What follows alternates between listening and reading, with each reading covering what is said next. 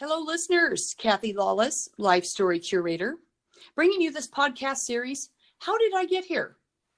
A series of interviews designed for people just starting out in their careers, people in transition, or possibly feeling stuck, and giving them access to the stories of people who have been there, done that, so that they might be inspired with some new ideas, or maybe just comforted in knowing that they're not alone, that everybody starts somewhere and everybody goes through times of transition and periods of feeling stuck.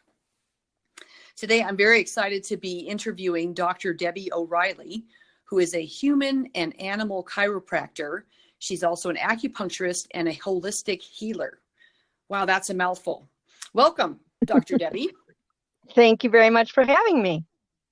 So I'm so excited, and listeners, this is a very unique career that she's in, and also a very unique story on how she gets here. So I'm very excited to get to that. But as usual, I always like to start with the icebreaker questions so that we can find out a little bit more about where you grew up, Debbie, and how many siblings you had, where you were in the birth order, and how you think that might have kind of influenced you as a start as an adult. So I grew up on the south side of Chicago. I'm the oldest of four girls. And I think definitely being the oldest, I had a tremendous amount of responsibility, and I had to caregive a lot. And so that had a lot to do with probably pointing me in the direction of the healing arts and stuff, because of taking care of so many people. Being the oldest, I was my mother's helper, so to speak. I was given a lot of jobs and taking a lot of responsibility. Yeah. It's a fascinating question. It's so true, how the birth order really kind of sets you up for life.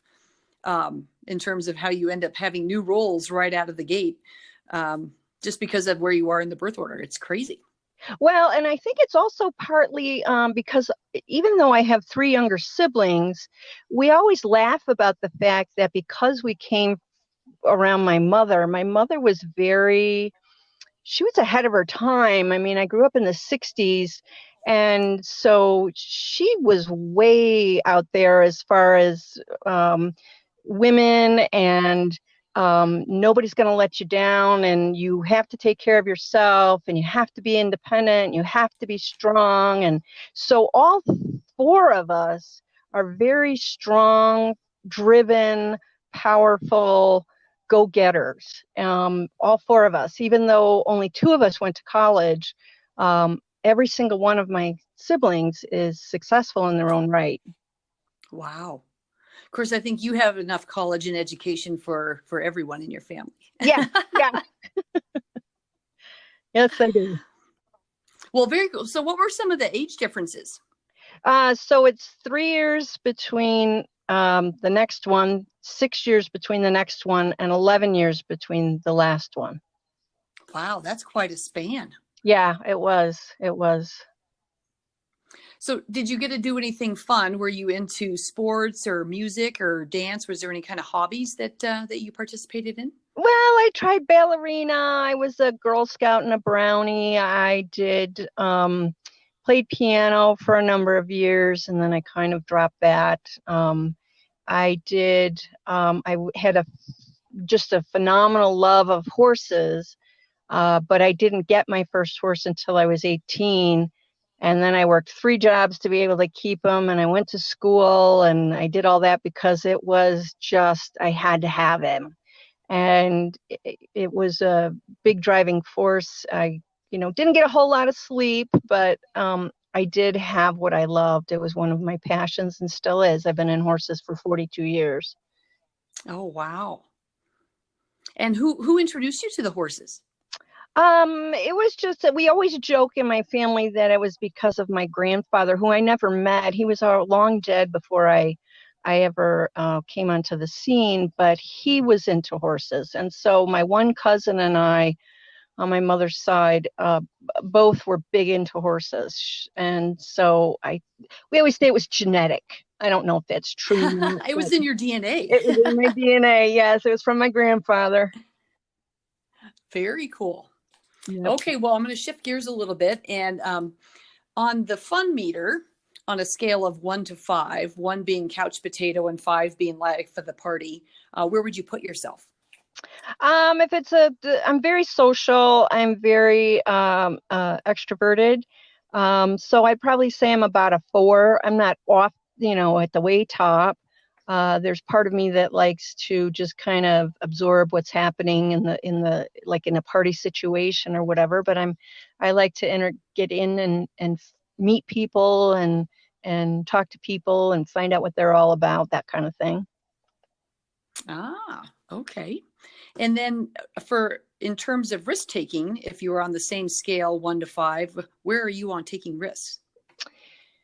Oh, you know what? I guess I would answer that financially. So, like if I'm doing my IRA, that kind of thing, I'm a really low risk taker because I have a lot of I tend to be very conservative in my portfolios. When it comes to, do I risk getting out there and meeting people? Yeah, I'm way out there. Is it a risk to at certain ages, right? You take more risks than you do as you get older. I got into a accident 5 years ago, so I'm a little bit less risk takey with my horse. So I think it all Ah, kind of depends. The risk part just kind of depends on where I am in my life and what specifically we're talking about. Am I willing to risk, you know, I don't know, I can't even think of an example, but I'm not doing skydiving. I'm not doing bungee jumping. I'm not doing anything like that that's super risky and might affect my health because I'm older and I don't bounce back quite as fast. If I was 20, yeah. I might be a whole lot more riskier.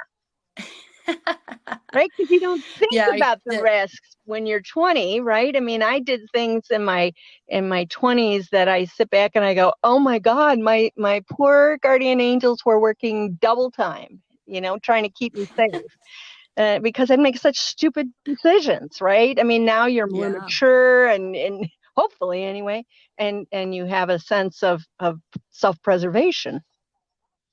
Mm-hmm. Yeah, it is funny. A lot of the answers I get on that were very based on, well, I used to be, and maybe before kids or before I got older, there was certain risk taking. So it's really interesting to see how people answer that question. Yeah. So I had kind of a spin-off question from that, which it hit me yesterday when I was doing an interview, which is, where do you put yourself on terms of confidence? Uh, Because I think confidence sometimes also weighs into risk. So on a scale of 1 to 5, have you always been kind of at the high end of that, or? I would say probably mid to high mid. I'm not super confident because it might be something new, like water skiing. A little bit, I'm willing to try it. I'm willing to put myself out there, but I'm a little bit on the nervous side. And again, age plays into that confidence. If it's something I've been doing for a long time, chiropractic, acupuncture, got it, done. But Yeah. if it's something brand spanking new, confidence level is a little bit less. But I'm willing to Mm-hmm. try it, right? Unless it's gonna risk my life, then I'm not bronco riding. I'm not wrestling a bull. Just those days are gone. Okay, well, let's talk a little bit about what it's like to be a human and animal chiropractor and acupuncturist and holistic healer, and then we'll get into, how did I get here?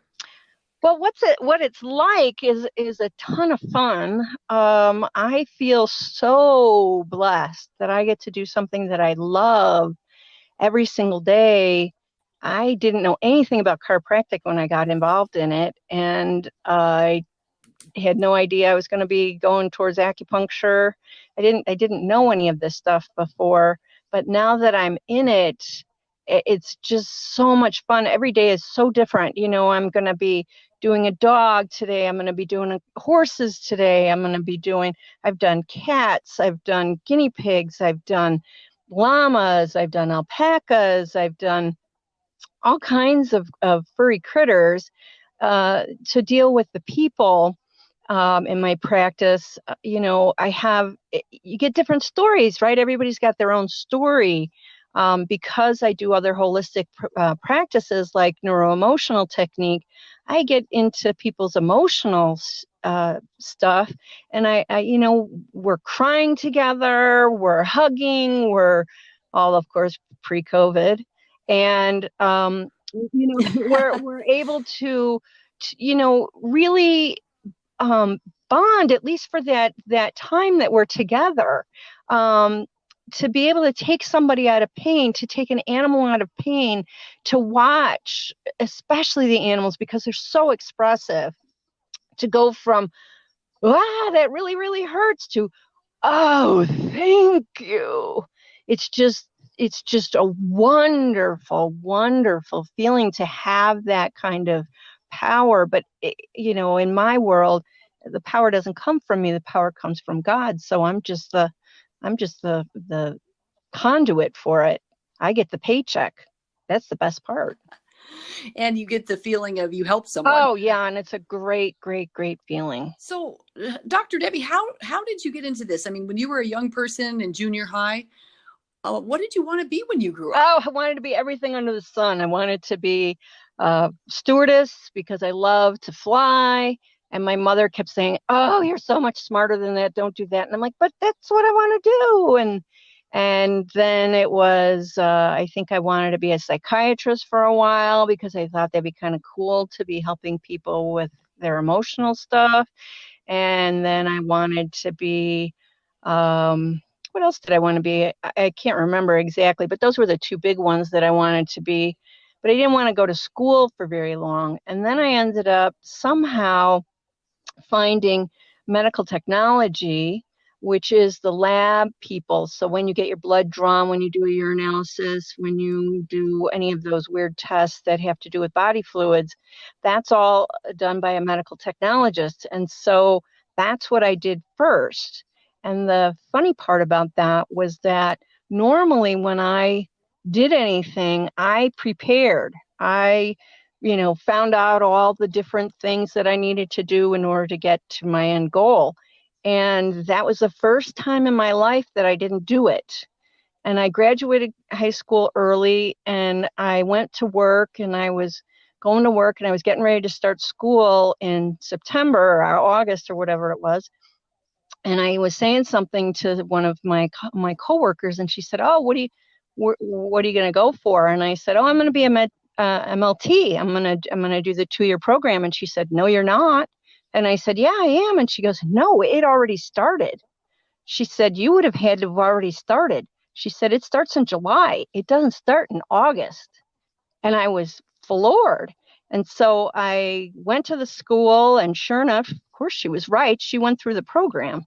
And so I had to decide, well, do I want to do a 2-year degree or do I want to do a 4-year degree? And I'm like, I'm not doing 3 years for a 2-year degree. I might as well go for the 4. So God kind of pushed me the way that he wanted me to go, which was the 4-year degree. I did that for 10 years. And then I got pointed in the direction of chiropractic. Wow. So here you're saying, I don't want to do that much school. And then you ended up with a 4-year degree after all.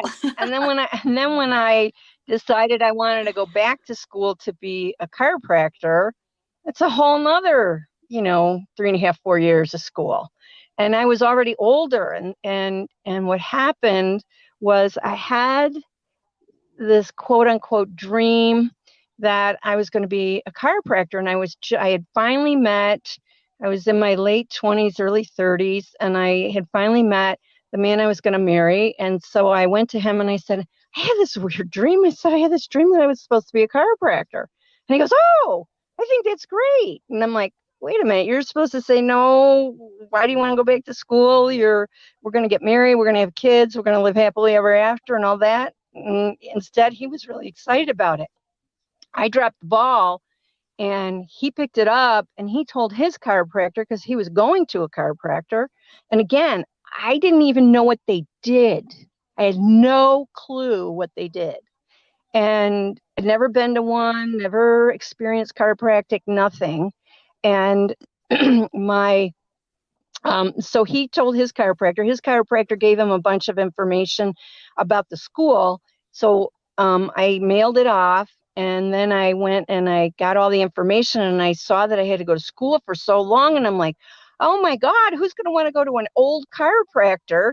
You know, of course, there's every age of a chiropractor, but, I was just trying to absolutely make it ridiculous for myself.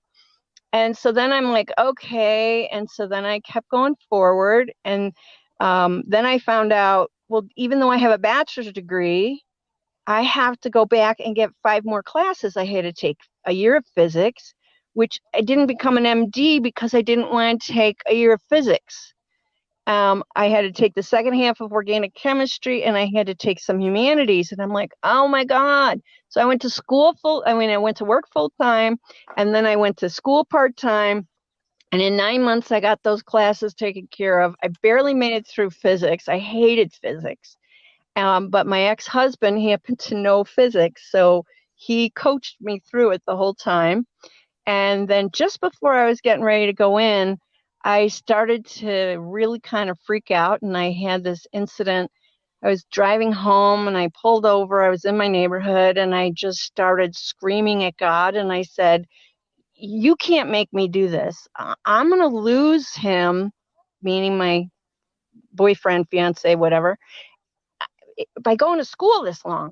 Nobody in their right mind is going to tolerate never being available.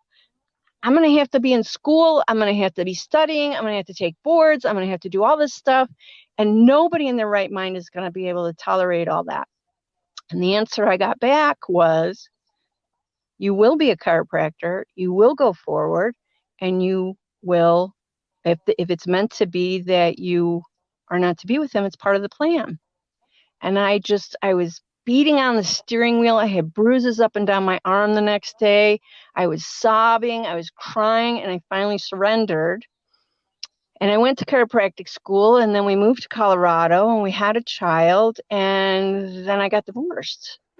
And I was having a fight with my now coming ex-husband, and I was in my office. My office is in my home. My son was out in the family room, and I got off the phone and I was super upset. And I started walking around my chiropractic table trying to calm down, and I'm praying and I'm crying and I'm sobbing and doing all this stuff.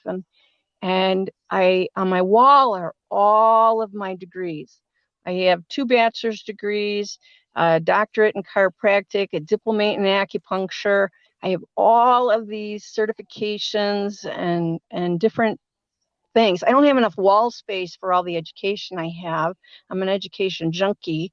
And all of a sudden, I saw my chiropractic degree on the wall and my diplomate, and I remembered that conversation with God, that if it was meant to be, it was part of the plan. And I just dropped to my knees and I started sobbing and thanking God, and that if it had to be that we were supposed to be split, that it was after I had all of those tests, all of that studying, all of that education behind me, I could move forward as a doctor, as a diplomate, as a certified animal chiropractor. I could do all of that because all of that was behind me, because I had a 5-year-old son at the time, and I had to do it all by myself. My ex-husband left and went to Florida. I stayed in Colorado. So I was totally alone, new to the state, and I had no support. So I had to really step it up, and it was really, really hard. But, I have a very strong faith in God, and that really pulled me through. Well, yeah, it's come up several times Yeah. already in terms of your faith. So thank you for sharing that. It's interesting that you say you're an education junkie, and yet when you were a young person, you said you didn't want to do Well, education. I wanted to hurry up, get out, get money, start making money. I was tired of going to school, Yeah. right? Yeah. The impatience of Yeah, being young, right? I just want to be right. doing something. Yeah. What else struck me as you were sharing that part of your life is that there's these wild thoughts, and they can be somewhat damaging, I guess, thoughts in our mind, right? Like you're saying, who would want to go to an old chiropractor, or who would want to be with me through this time while I'm, investing all this time going to school? And, those thoughts aren't really No, they're productive, right? totally And so unproductive. that happens a lot. That little voice can be, it can be a critic, it can be a cheerleader, it can be, our biggest fan, but it can also be an enemy so many Right, times. right. I mean, thankfully, I just kept plugging on through because now I'm an older chiropractor and people have no problems coming to see me. You know? Older, experienced, seasoned. Yeah. Exactly. Exactly. The age has something to do with it. I looked better because nobody asks you, well, how long have you been a chiropractor when they come to see you, right? They just go, oh, okay. And then they look at you and they go, okay, it looks like she's been around the block a few times, and off they go. Versus I had a 20-something-year-old colleague who was going to school with me, and I'm like, I don't know that I would feel comfortable going to her. I'm 10 years older than Yeah. her, and I look like I've already had a practice. She looks like she's fresh out of school. Oh. So it's right. It's also that perception of what you visually see. And again, never judge a book by its cover because you don't know. People can go to school late in life, or people can go to school early in life. It's really totally, anything possible. Yeah, so true.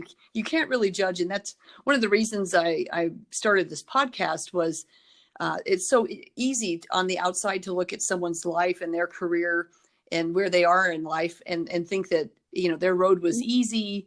They maybe have some gift or some talent, or they knew what they were doing, and yet once you start peeling back all the pieces and start talking to them, you find out, well, they were doing just what all of us are doing, which is figuring it out, doing the best we can, making decisions, and trying to figure out and find the best route. Absolutely. So talk a little bit about how you launched your practice then. So this, I think, fits into your kind of your risk taking as well as your confidence level, right? That's got to be, now you're out of school. How do you actually launch a practice and start getting clients? It's a whole different set of it, right? This becomes the business side of it, a whole different world versus the doing. So I didn't, when I was in Chicago, so I graduated in December of 93. And then in January, I got my license in 94. And I knew that we were moving once we had a child, which, I was going to be pregnant. So there was all of those kinds of things. So mostly it was, I wasn't looking to get a big practice going or doing a lot of marketing or any of that kind of stuff, because I knew I was going to be leaving. So I just did, little odds and ends kinds of things. I talked to people and told them I was a chiropractor. And the other downside was that the school itself didn't spend a lot of time teaching us, how do you start a practice? It was kind of like, well, when you get out there, you can go to practice management seminars and learn how to do it. Okay. Well, then I also started getting involved with Animal Chiropractic. And so actually I moved from Chicago to Colorado. And 3 weeks later, I went back to Illinois, which is where the program was, and started taking the classes. So it was like, oh, I wish I would have done this while I was still here in Chicago, when it would have been cheaper. But then when I moved to Colorado, it was a matter of kind of getting my feet wet of who, what, when, where, why. We started in one area of Littleton and then moved to another. Being from Chicago, it took forever to drive anywhere. And what I found was that the patients that I had, which I didn't have that many, but the patients that I had on one part of town did not want to come 10 miles to the other side of town where I am now. And I was like, wow, Colorado is really odd that way. Then I started learning about, I started out my practice doing insurance physicals. And so when I was doing the insurance physicals, you have to do blood work and do medical history and that kind of thing to qualify for insurance. And so it gave me some money. It was a way to make money while I was marketing. And then I'd always say, hi, I'm Dr. Debbie O'Reilly. Oh, what kind of doctor are you? And then we'd start talking. And then, oh, well, based on your medical history, whatever, you might want to consider chiropractic, nutrition, whatever. And so I got patients that way. Then I started joining networking groups, and that really started bringing in more people. Because I was in a barn with my horse, I had that connection to start getting my animal practice going. And then I started doing dog, like dog groups, like agility groups, or the like the breed, right? So all the German Shepherd had their own club. And so I would go and I would talk to the German Shepherd Club about animal chiropractic, or I would go talk to Westerners about animal chiropractic, which is all the horse people. And I would go to all these different clubs and groups and whatever. I did some stuff with the Horse Expo. I spoke there a number of times. I've done like the fun runs and stuff. I can't think of what they're called now. There was the Max Fun Run. There was they usually are in the springtime, but we would do a booth and get clients that way, and do all kinds of. I did magnets. I did talks. I did anything I could really to get the practice going. I have a website that is done professionally by an organization that is just made for chiropractors. That really has helped drive my business. Those kinds of things. I talked to this the South Metro Small Business Administration. They were very helpful in getting my business going and giving me ideas.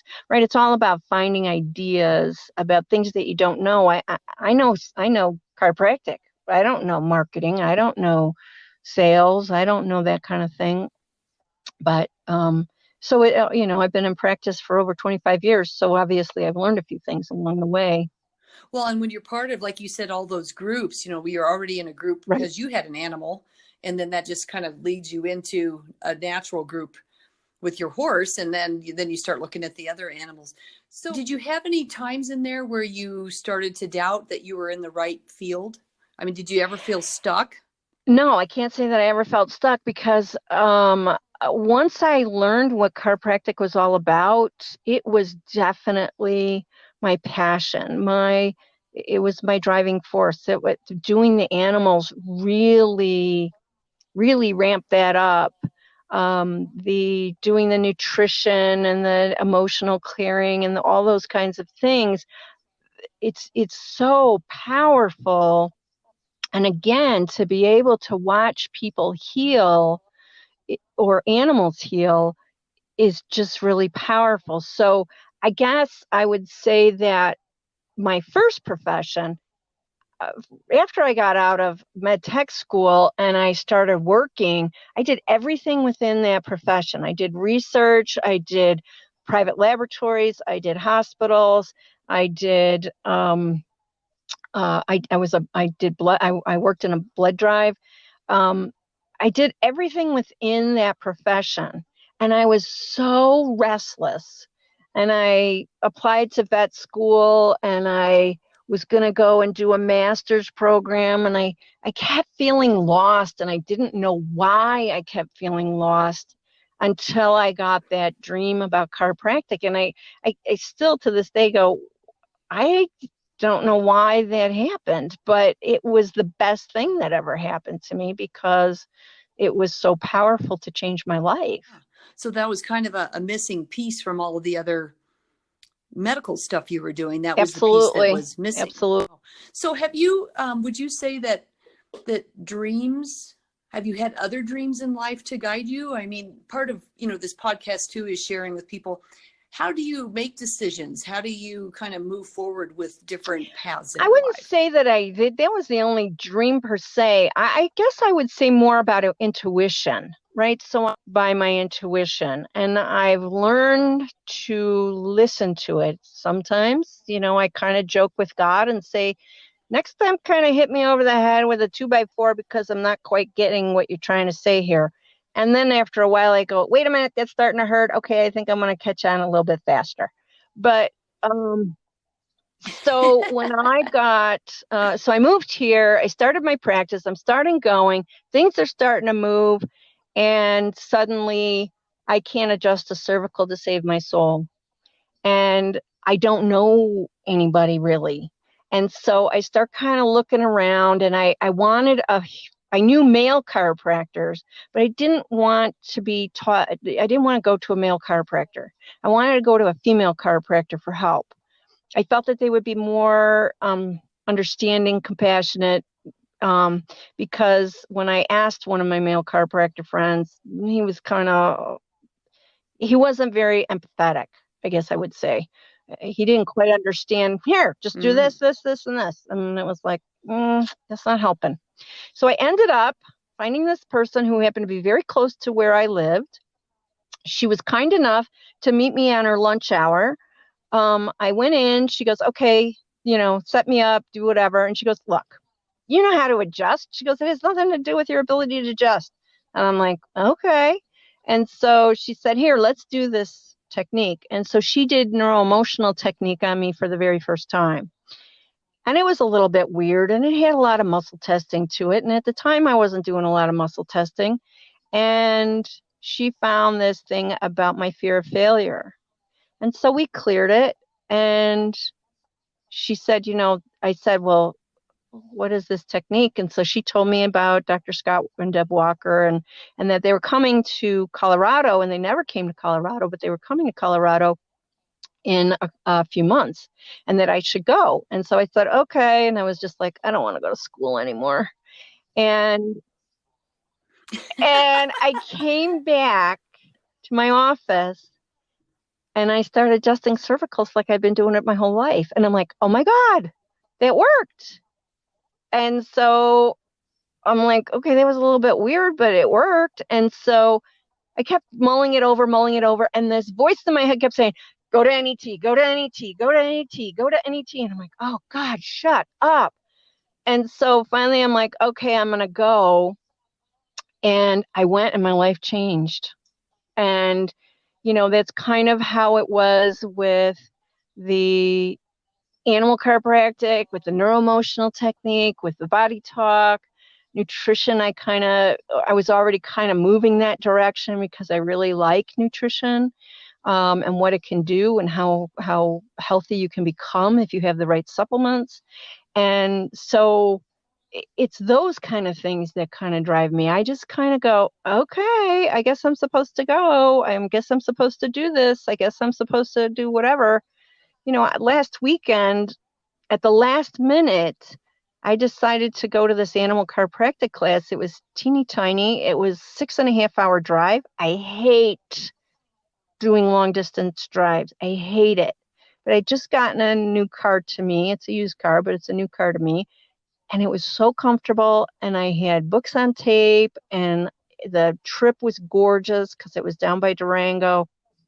And the class, again, even though I've been doing animal chiropractic for 25 years, I learned a whole bunch of stuff that I can put into my practice that was new to me. I mean, it's not that I didn't know how to adjust. It was a different way to do it. It was a different way to think about it. It was a different way. It was different perspectives. And it was like, I am so glad I was told to come.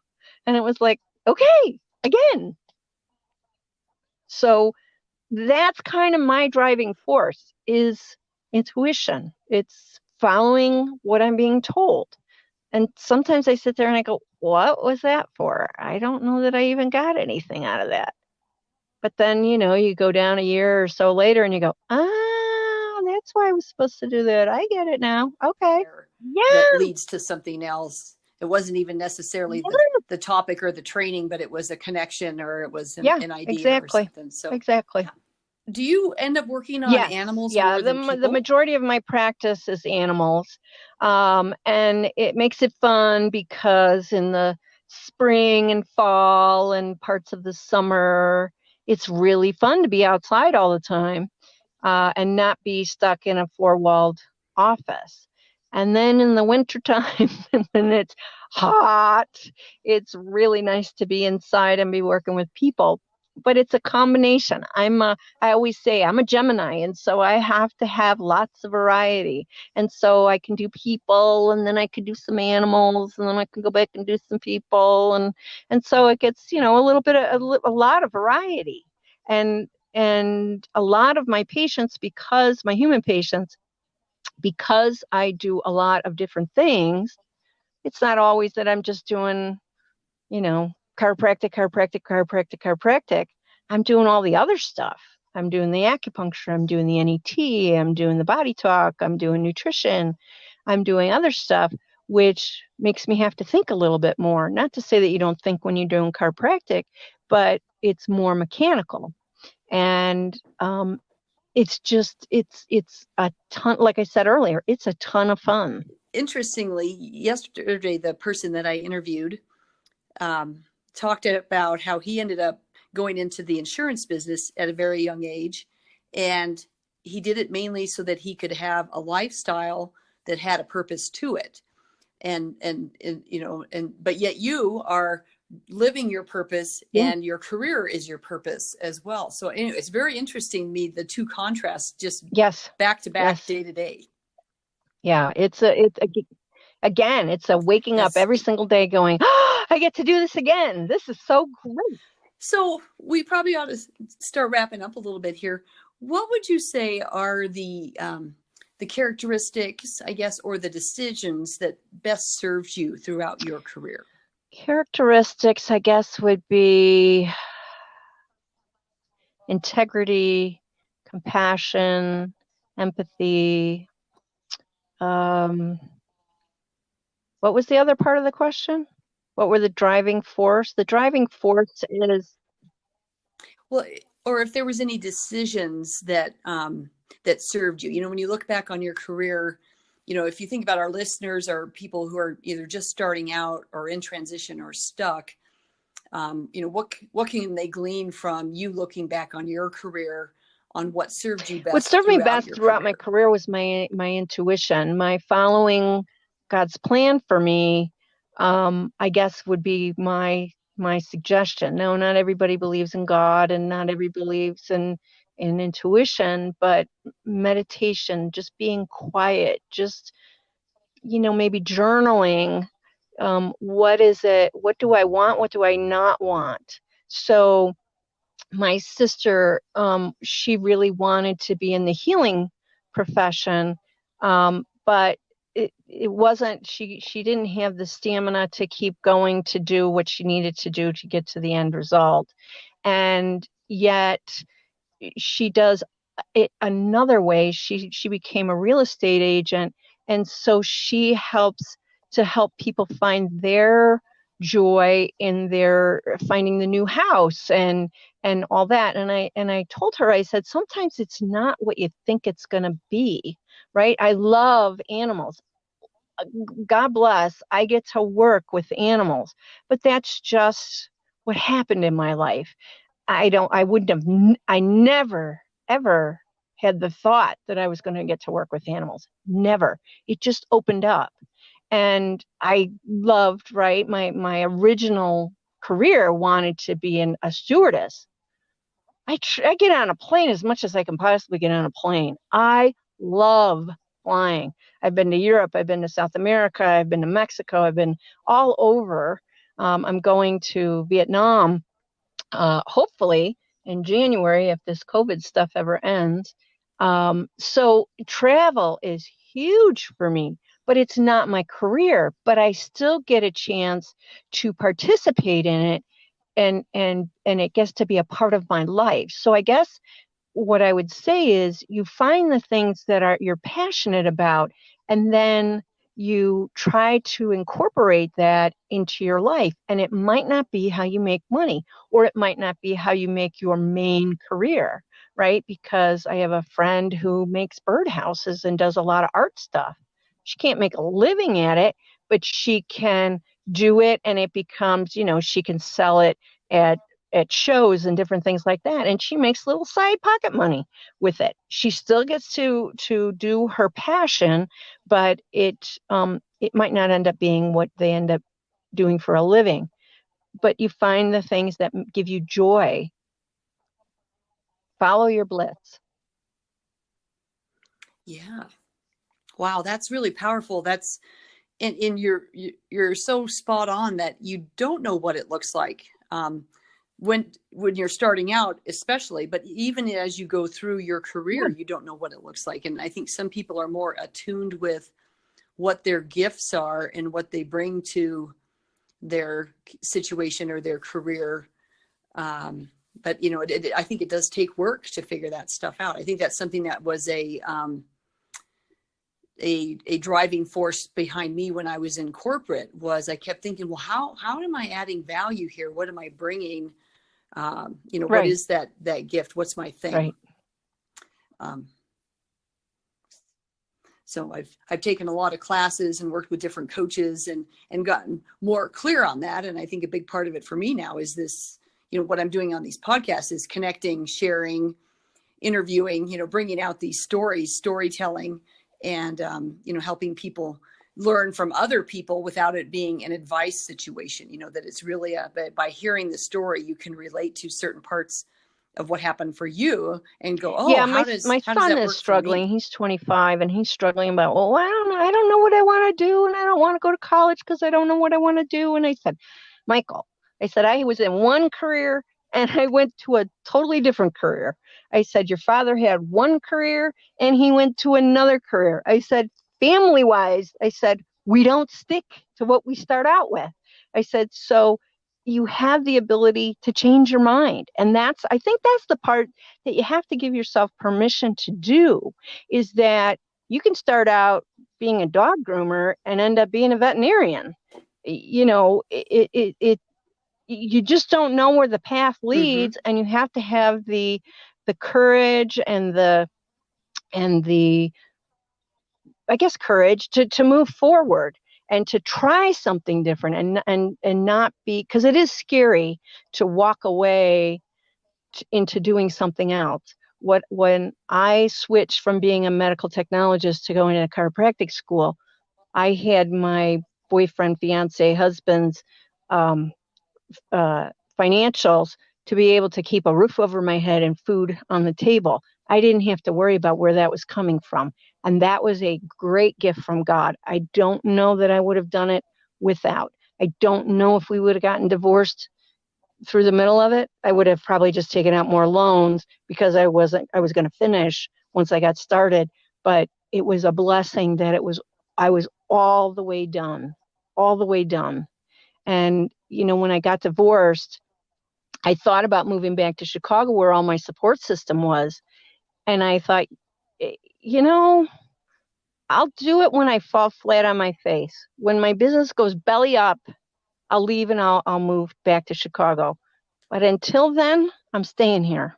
Well, I've been divorced for 20 years and I'm still in Colorado. I didn't go belly up. There were some really, really, really tough years. I'm a cash practice. So 2001, 2008, 2011, those were really hand to mouth kind of days. And I didn't know if I was going to make it. And God was there for me. My mother was a great source of support. She didn't give me money. She gave me strength. And she kept saying, you can do this. You can totally do this. Wow. And sometimes that's what we need as an outsider. Like initially you said your boyfriend, fiance was saying, you should go be a chiropractor. Yeah. He saw it when you didn't. And then in those tough times, your mom saw it when you didn't. Right. And so we need those support systems. Wow. Well, Dr. Debbie, I think this is a really great place to, absolutely. Wrap up for sure. Is there anything else that you would like to add? I can't think of anything else. No, I think we're good. I just wish everybody luck and just have the courage to do it. Okay. Well, and that's what I think is so powerful. One of the last things you were talking about is just have the courage to try new things. And then you get into that new thing. And then sometimes there's an offshoot of that thing, which might be small, but that is the thing that really, is what you're drawn to. So you just never know. You have to be curious, be open, and do things. Well, I appreciate the chance. Well, thank you so much for sharing your story. And it's fascinating. It's not often that I don't think I've ever met an animal chiropractor. So this was really, when I got introduced to you, I'm like, this is definitely someone I need to know. I don't have any animals, but I certainly will be promoting you to those of my friends who do have animals. I totally appreciate that. Come up. And thank you for the opportunity to talk with you. I appreciate that. Great. Well, thank you so much for sharing your story today. And listeners, if you enjoyed today's interview, please subscribe to the podcast so that you'll be notified of new interviews as they come out. If you have any questions for me or for Dr. Debbie, you can post them on my website, lifestorycurator.com, and I'll make sure to get those questions and comments to her. And on that note, I guess we'll wrap up and everybody have a glorious day. Thank you.